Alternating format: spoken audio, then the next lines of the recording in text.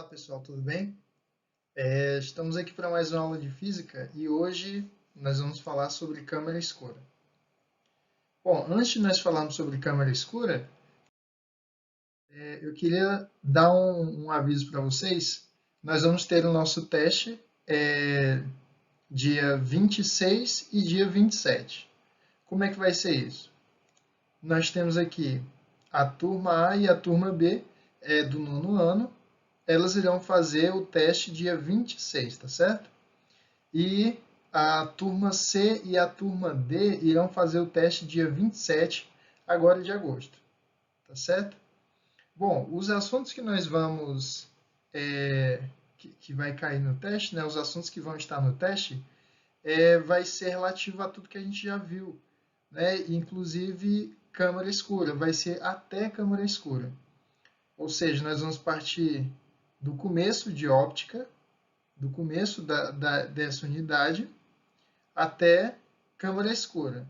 Aí, se vocês forem olhar no caderno 4 de ciências, vai ser da página 292 à página 311.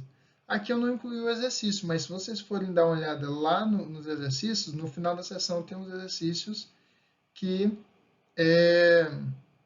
alguns eu até resolvi aqui, né? Mas tudo bem? O teste vai ser tranquilo, não se preocupem. Vai ser leve, não vai ter nada do que a gente não viu aqui.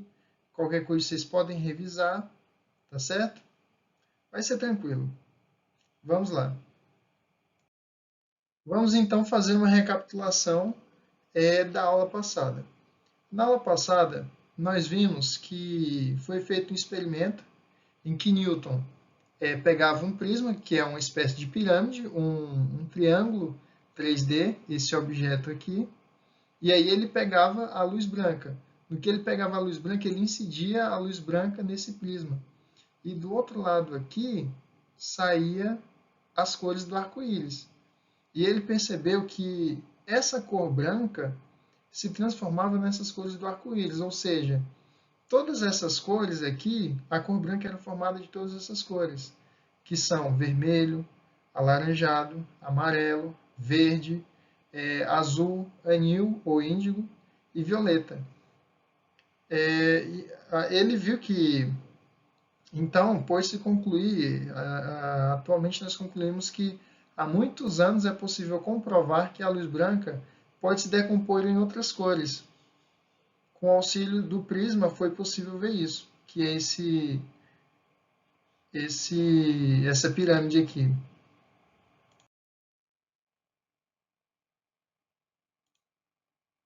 Bom, nós vimos também na aula passada que quando nós temos um objeto de uma determinada cor e incidimos várias cores lá, nós percebemos que todas as cores são absorvidas, menos a cor que o objeto demonstra. Por exemplo, se o objeto for vermelho, ele vai absorver as cores e vai refletir apenas o vermelho, tá certo? Só que nós também vimos que o seguinte, nós temos aqui uma camisa branca. E como nós vimos no slide passado, a cor branca ela é a junção de todas as cores. Então, ela reflete todas as cores, tá certo? Tá aqui, ó. Nós podemos ver o exemplo. Ela vem, as cores chegam aqui e todas são refletidas. Tá aqui o espectro da luz branca e todas são refletidas. Quase totalmente refletidas. Aí aqui nós temos esse exemplo da vermelha, da camisa vermelha, em que são incididas as cores e apenas a vermelha é refletida. E agora nós temos um exemplo muito interessante, que é o da preta. Enquanto a camisa branca reflete todas as cores, ou quase todos os raios, a camisa preta ela absorve quase todos os raios. Isso é interessante, eu acho que citei para vocês que é muito difícil eu, por exemplo, sair meio-dia ou nesses horários mais quentes, sair com a camisa preta. Por quê? Porque ela vai absorver a maioria dos raios solares, né, que contém as cores, e vai esquentar mais. A camisa vai esquentar mais, ela vai absorver essa energia e vai esquentar mais um pouco. Então, geralmente eu não saio tão assim com camisa preta, né? Como foi visto na aula passada, nós percebemos que o importante para enxergar um objeto era aquilo que era refletido dele. A partir disso, nós estudamos alguns princípios básicos de feixe de luz, que foram eles: a propagação retilínea, a independência dos raios de luz e a reversibilidade, que é o que faz com que nós consigamos ver a outra pessoa através de um espelho. Bom, nós vimos o princípio da propagação retilínea, né, que a luz se propaga em linha reta nos meios homogêneos e transparentes. Vimos também a formação de sombras, como é que as sombras são formadas, o que é muito importante para que nós possamos entender os eclipses, tanto o eclipse solar e o eclipse lunar. E nós temos aqui também a diferença de sombra, que é o cone de sombra, e nós vimos sobre penumbra, a diferença entre sombra e penumbra, que isso é muito importante para o eclipse, né? Para nós sabermos quem vai conseguir ver o eclipse. Nós vimos isso na aula passada. Está aqui. Nós temos a sombra e temos a penumbra. A sombra é o que fica aqui mais no meio, e a penumbra é o que fica mais afastado um pouco. E aí vimos como acontece, né, o eclipse solar e lunar. Bom, eu estou repetindo isso bem devagar, porque são assuntos que são realmente importantes, não só para assistirmos em sala de aula, mas são assuntos importantes para nós levarmos para a vida, para nós sabermos como é que funcionam essas coisas, tá certo? Temos o eclipse lunar. E agora nós vamos ver sobre o nosso assunto, câmara escura. É um assunto que eu considero muito interessante, um assunto muito bom, né? Muito divertido até da gente ver. Vamos lá. Acredito que vocês irão gostar. Bom, vamos ver um pouco sobre a história. Em meados do século IV a.C., Aristóteles descreveu em um dos volumes de sua coleção, chamada Problemas, experimentos que exploravam os princípios ópticos usados em câmaras escuras. A câmara escura descrita por ele consistia em uma sala com um pequeno buraco na parede que possibilitava que a luz entrasse por ele. Com essa câmara, Aristóteles notou que, independente do formato do furo que ele fizesse na parede, a imagem do Sol iria permanecer sempre circular. Depois de muito tempo, posteriormente, por volta de 1000 depois de Cristo, é um espaço de tempo muito grande, 1000 depois de Cristo. Alhazen utilizou câmaras escuras e os princípios descritos por Aristóteles para observar um eclipse solar.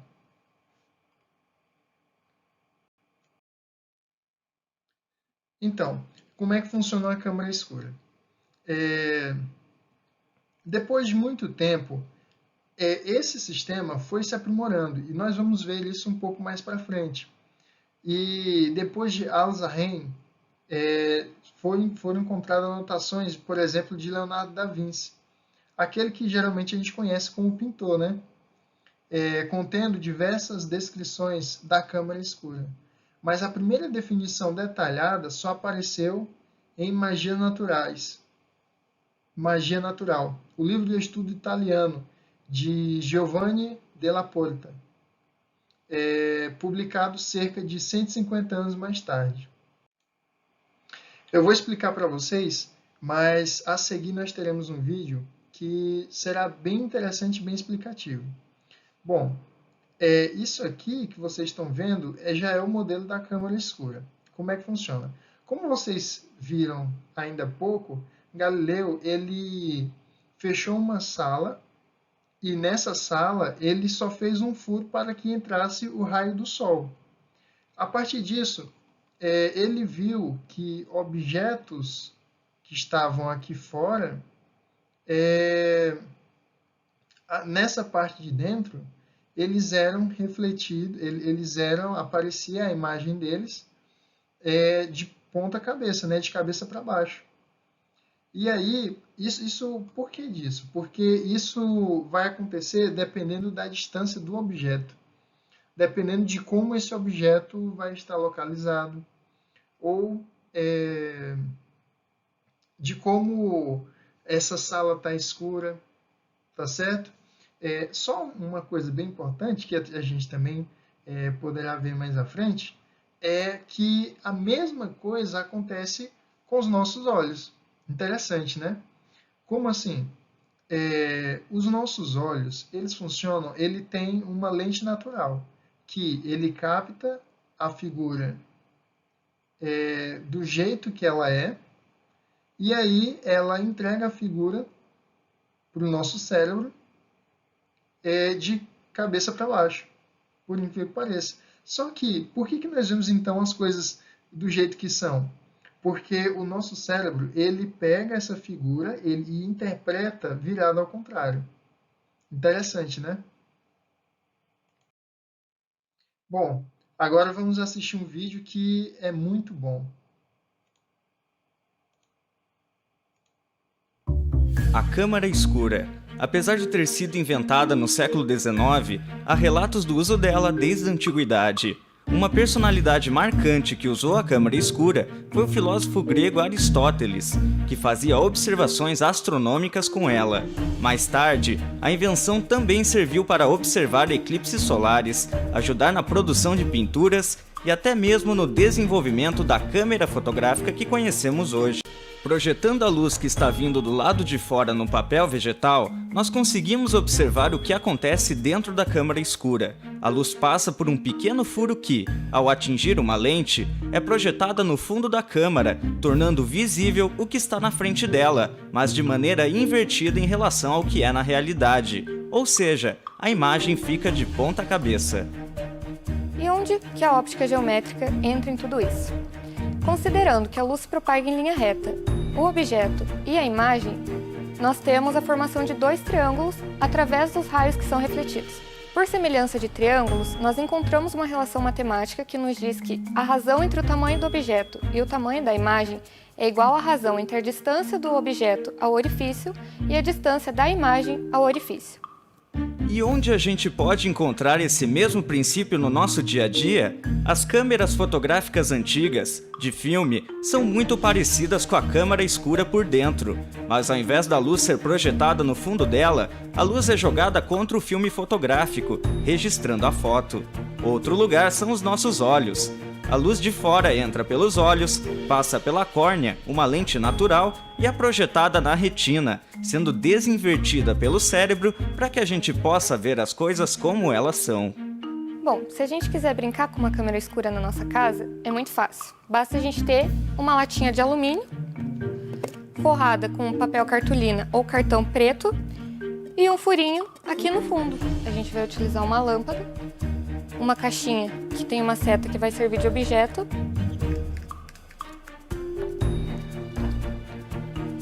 A seta na caixinha estava apontada para cima e agora na latinha ela está apontada para baixo. Então, pessoal, vocês viram aí como é que funciona a câmera escura, né? Bem legal. E esse experimento, ele é bem fácil de fazer, né? Para que nós possamos ver, para que nós possamos observar. Vocês viram que lá na caixinha a seta estava para cima. E aí depois, quando ela colocou a latinha, a seta ficou para baixo. Bem legal, né? Bom, para explicar um pouco mais sobre isso, nós temos essa relação matemática, que não é nada, não é bicho de sete cabeças, não é tão difícil. Aqui nós temos as proporções da imagem do objeto formada na câmara escura mudam de acordo com a distância que o objeto e a imagem formada estão em relação ao orifício de entrada da luz da câmara escura. Foi como eu falei para vocês. Para que a câmara escura funcione, eles precisam estar a uma certa distância um do outro. Tanto aqui essa imagem, a essa distância do furo, quanto essa imagem a essa distância. Tá certo? E aí, nós temos um tamanho proporcional. Tá certo? Um objeto de altura O está afastado do orifício de uma câmara escura por uma distância P. A imagem que se forma dentro da câmara escura fica a uma distância P' do orifício, equivalente ao comprimento da câmara escura, e tem uma altura I. Ou seja, nós temos aqui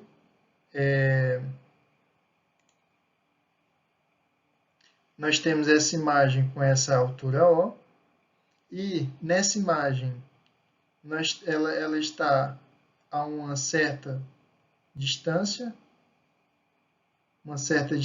P, aqui, até aqui, e do orifício, desse orifício aqui da caixa. E aí nós temos a imagem formada que ela tem uma altura I. Ela tem uma certa altura I e ela está a uma certa distância P', aqui. Ela está a uma certa distância P'. Ou seja, nós podemos, através dessa demonstração, fazer essa fórmula, criar essa fórmula, né? Por quê? Através da semelhança de triângulos, se vocês forem observar, esse triângulo aqui, ele é muito parecido com esse. São muito semelhantes. Tá certo? Então, a partir disso, nós vamos ter essa fórmula aqui.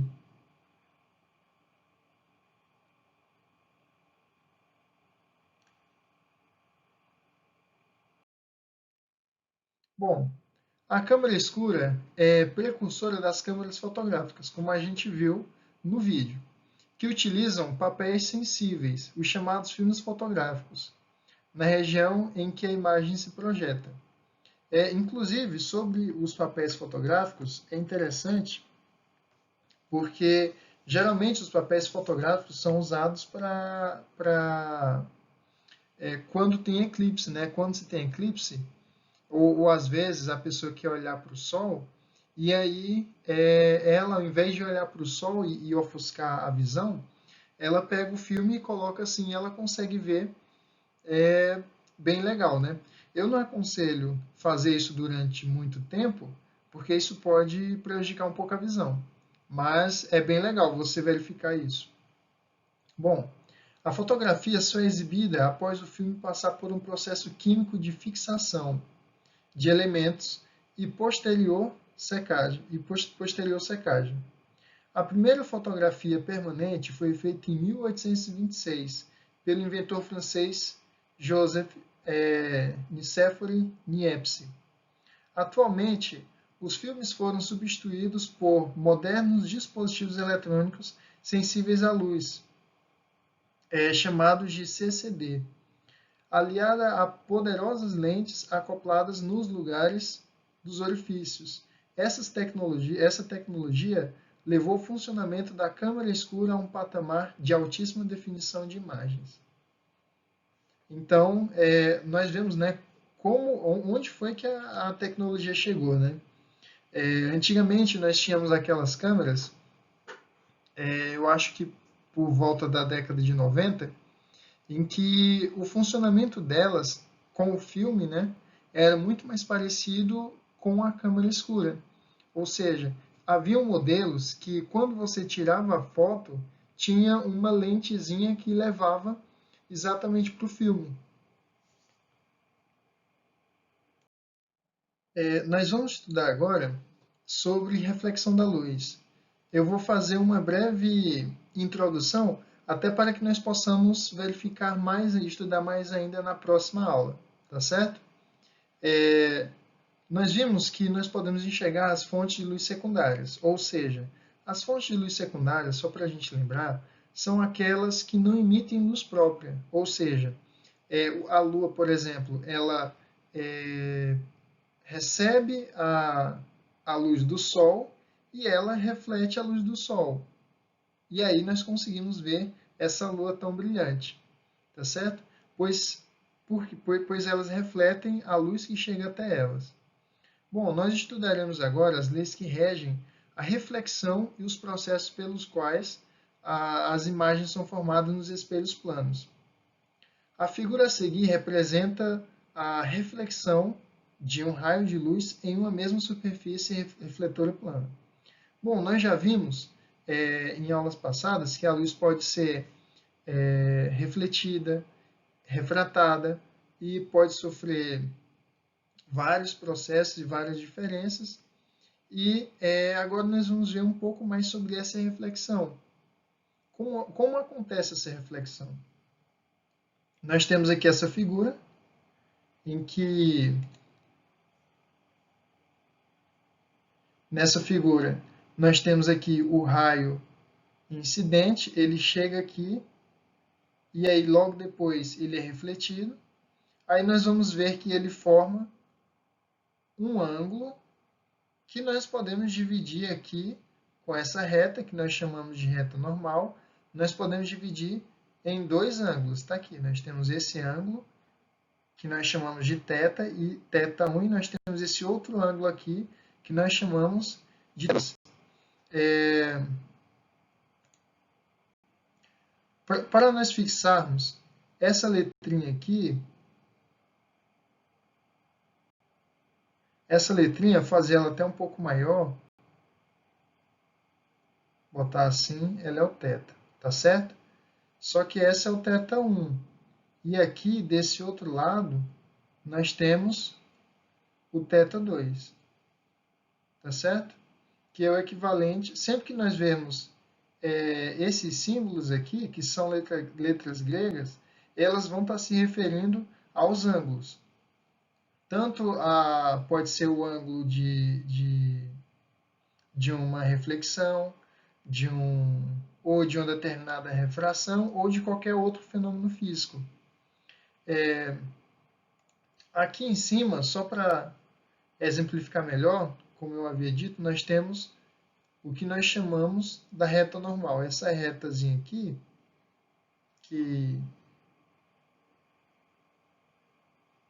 essa reta que aparece aqui, nós chamamos ela de reta normal. Tá certo? E aqui nós temos a superfície plana. Então, vamos lá. Bom, como eu já havia explicado para vocês, aqui nós temos esse RI, é o raio de luz incidente. Raio de luz incidente, ele vai incidir aqui, e ele é esse mesmo raio aqui. Só que esse daqui nós chamamos de incidente, e esse aqui nós chamamos de refletido. É tão tal que aqui nesse primeiro nós temos aqui ele como RI de incidente, I de incidente, e o R de refletido. E agora nós temos aqui o símbolo que eu falei para vocês, né, que é o que nós chamamos de θ. É um ângulo que nós chamamos de θ, que é uma letra grega, que nós podemos dizer que é o ângulo de incidência. Ele é esse ângulo aqui, ó. É esse ângulo aqui, só até aqui. Daqui para cá. Deixa eu até separar aqui no meio, porque essa reta aqui, ela que separa os ângulos. Vou separar aqui. Pronto, até aqui. Então, esse daqui assim é o ângulo de incidência, ou o θ de incidência. E aí nós temos também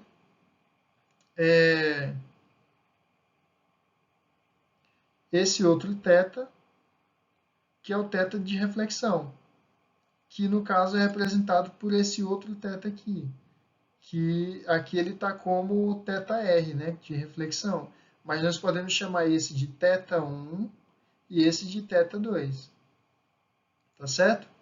E agora nós chegamos a essa reta aqui, que é a reta normal.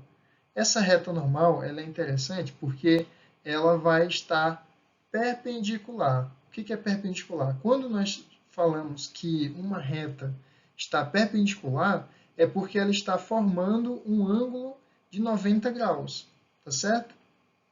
Ou seja, para nós dizermos que um ângulo de 90 graus é formado, deve ter esse sinalzinho aqui, ó. Aqui, deixa eu verificar melhor. Bom, o ângulo de 90 graus, ele forma esse sinalzinho bem aqui, com um pontinho no meio. Tá certo? Deixa eu fazer melhor aqui essa retazinha. Pronto, pelo menos assim. Então, essa reta normal, se vocês forem observar, ela tá fazendo um ângulo de 90 graus com a superfície. Tanto 90 graus para cá, quanto 90 graus para cá. Se vocês forem observar também, ela fica no meio do raio incidente e do raio refletido. É interessante nós notarmos também que esse raio incidente e esse raio refletido, eles formam como se fosse um L de 90 graus, assim, só que ao invés de ser assim, foi feito um pouco, foi colocado ele um pouco assim, exatamente para ele poder refletir. Tá certo? E nós temos aqui que o I é o ponto de incidência na superfície refletora, ou seja, o I, ele é essa partezinha bem aqui, ó. Ele está sendo apontado bem aqui embaixo. Talvez não dê para ver bem ele, mas ele está sendo apontado bem aqui. Tá certo? Espero que tenha ficado claro essa parte, porque ela é muito explicativa e é muito boa.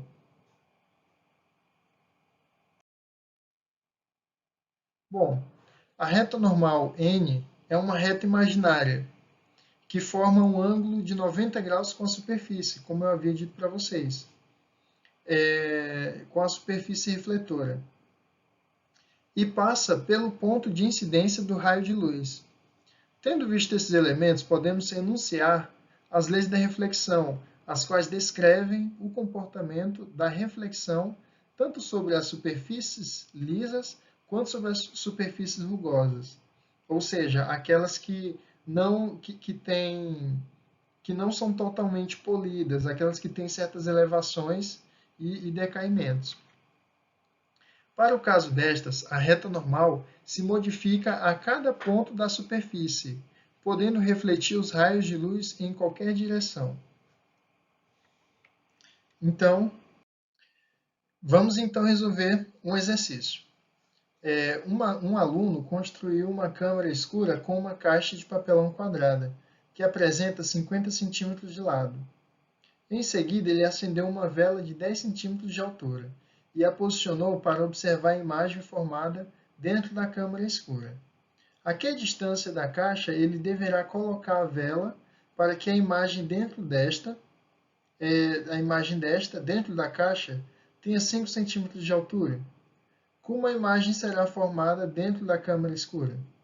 Bom, é interessante nós observarmos essa questão, porque a primeira coisa, pessoal, a primeira coisa que a gente faz quando pega uma questão de física é analisar os dados, tá certo? Então, nós vamos primeiro analisar os dados e, se puder, até fazer o desenho. Vamos ver aqui. Um aluno construiu uma câmara escura com uma caixa de papelão. Então, vamos fazer aqui a nossa caixa de papelão. Está aqui.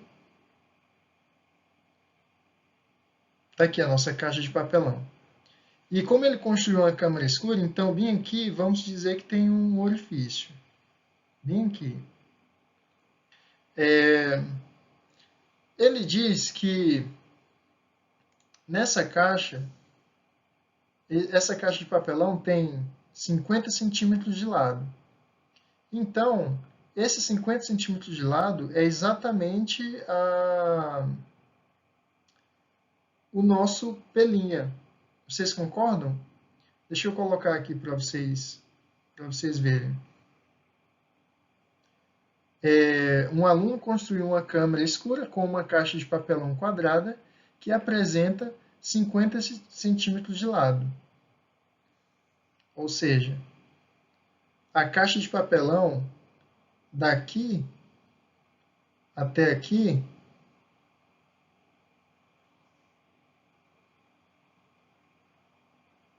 daqui para cá é 50 centímetros. Então, nós vamos colocar aqui que esse é o nosso pelinha.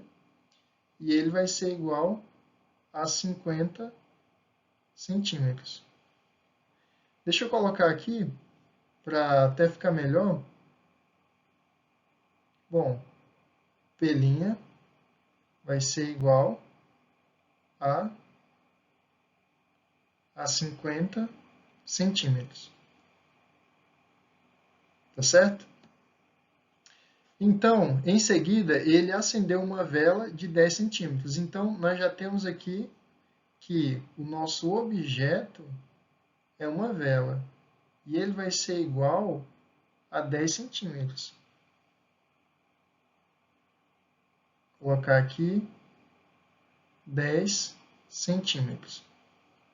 Então, deixa eu fazer aqui. A gente precisa saber primeiro a distância dele. Em seguida, acendeu uma vela de 10 centímetros de altura e posicionou para observar a imagem formada dentro da câmara escura. A que distância da caixa ele deverá colocar a vela para que a imagem esteja dentro seja 5 centímetros. Então, ele está querendo saber essa distância bem aqui.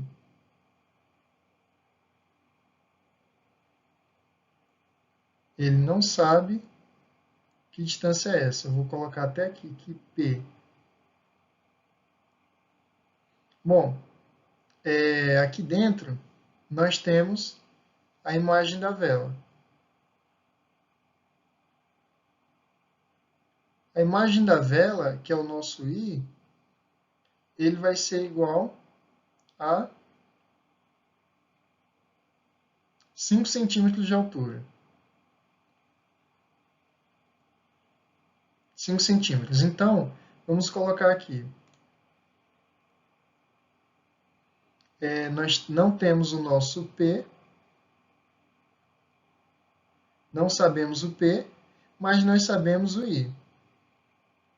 Então, o I vai ser igual a 5 centímetros. Então, agora nós aplicamos a nossa fórmula, que é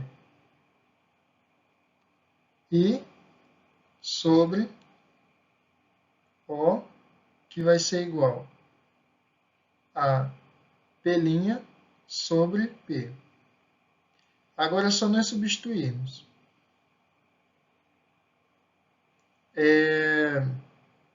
O nosso I é 5 centímetros, né? Sobre o nosso O, que é 10 centímetros, que vai ser igual ao nosso P', que é 50 centímetros,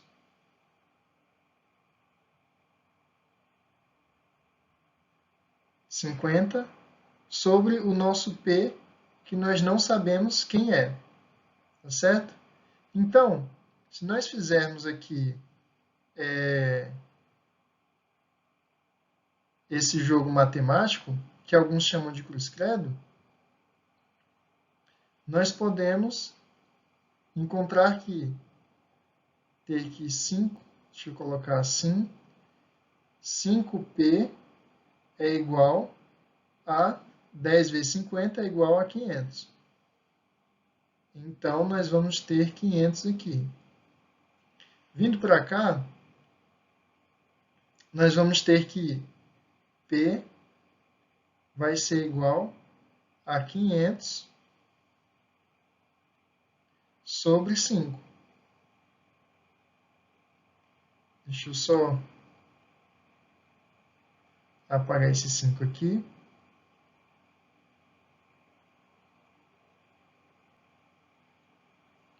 Que vai ser igual, deixa eu refazer aqui embaixo,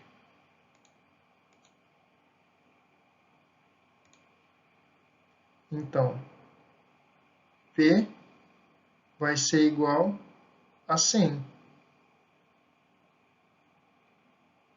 tá certo? 100 centímetros.